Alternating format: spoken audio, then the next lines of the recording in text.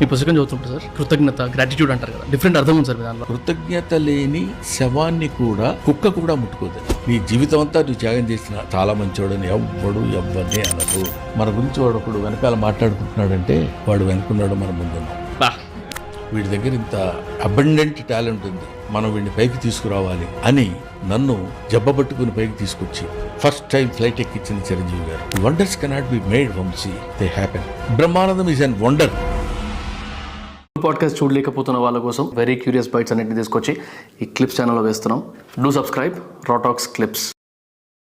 మొన్న మీ బర్త్డే రోజు వచ్చాను కదా సార్, బయట 500 మంది పైన ఉన్నారు జనం. లోపలికి వచ్చిన తర్వాత ఏదో కొంచెం వాళ్ళు వీళ్ళు తీసుకొస్తే లోపలికి వచ్చి కూర్చున్న తర్వాత మీ వాయిస్ వినబడుతుంది నాకు లోపల నుంచి.